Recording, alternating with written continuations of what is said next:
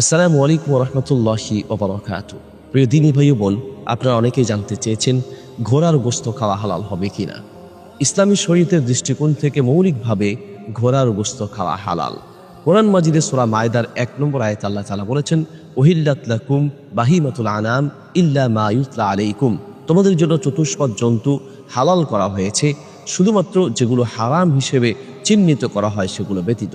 হারাম হিসেবে যা চিহ্নিত করা হয়েছে এর মধ্যে ঘোড়াকে হারাম হিসেবে চিহ্নিত করা হয়নি। এছাড়াও আমরা বুখারী মুসলিমের হাদিসে পাই, আসমা রাদিয়াল্লাহু তাআলা আনহা থেকে বর্ণিত, তিনি বলেন, আমরা নাহারনা ফারাসান, আমরা একটি ঘোড়া জবাই করেছি, ফাআকালনাহু, এবং সেই ঘোড়ার গোশত আমরা খেয়েছি, ওয়া নাহনু বিল মদিনা, মদিনায় থাকা অবস্থায়। মদিনায় থাকা অবস্থায় খাওয়ার অর্থ ইসলামের শেষের দিক পর্যন্ত প্রমাণিত হয়, অর্থাৎ এই ঘোড়ার গোশত খাওয়ার নিষেধ হওয়ার কোনো সুযোগ বা কারণ এই ধরনের কোনো সহিহ রিওয়ায়াতে পাওয়া যায় না।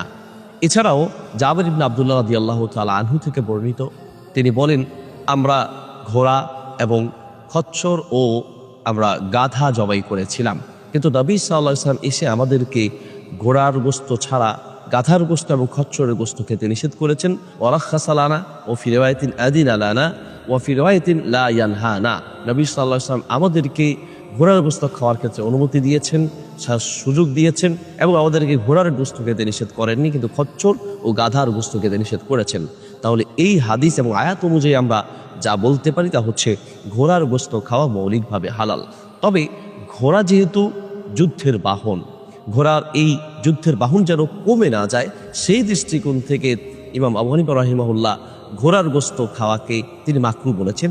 ইমাম আবু হানিফা রাহিমাহুল্লাহ মাকরু বললেও ইমাম আবু হানিফা রাহিমাহুল্লাহর অন্য দুই শাগরেদ ইমাম আবু ইউসুফ রাহিমাহুল্লাহ এবং ইমাম মুহাম্মদ রাহিমাহুল্লাহ উভয়জন বলেছেন ঘোড়ার গোশত খাওয়া হালাল জায়েজ। এছাড়া ইমাম শাফি, ইমাম মালিক, ইমাম আহমদ রাহিমাহুল্লাহ সহ জমহুরুল আমাদের মত হচ্ছে ঘোড়ার গোশত খাওয়া হালাল। তাহলে এবং হানাফি মাযহাবেরও মুফতাবিহ কওল হচ্ছে ঘোড়ার গোশত খাওয়া হালাল হবে। বাকি যুদ্ধের জন্য যদি কোনো স্থান এমন হয়ে থাকে যে যুদ্ধের জন্য ঘোড়া রয়েছে, সেখানে যদি সেই ঘোড়ার গোশতগুলো খাওয়া হয় তাহলে যুদ্ধের বাহন কমে যাবে, সেই দৃষ্টিকোণ থেকে ওলামায়ে কেরাম নিষেধ করে থাকেন। কিন্তু মৌলিকভাবে ঘোড়ার গোশত খাওয়া হারাম নয়, বরং ঘোড়ার গোশত খাওয়া হালাল। বাকি কারো যদি রুচিতে বাধা দেয় তাহলে সে না খেতে পারেন, খেতেই হবে বিষয়টা এরকম নয়। বাকি কেউ খেলে সেটাকে হারাম হিসেবে আখ্যায়িত করা যাবে না, কারণ হারাম করার কোনো অধিকার আমাদের কারণেই আল্লাহ এবং তার রাসূল সাল্লাল্লাহু আলাইহি ওয়াসাল্লাম ব্যতীত অন্য কেউ হারাম করার কোনো অধিকার রাখেন না। আশা করি উত্তরটি বুঝতে পেরেছেন। যদি কেউ চান তাহলে ঘোড়ার গোশত তারা গ্রহণ করতে পারেন, খেতে পারেন, যদি বাহন হিসেবে এটার মধ্যে কোনো কমতি বা কোনো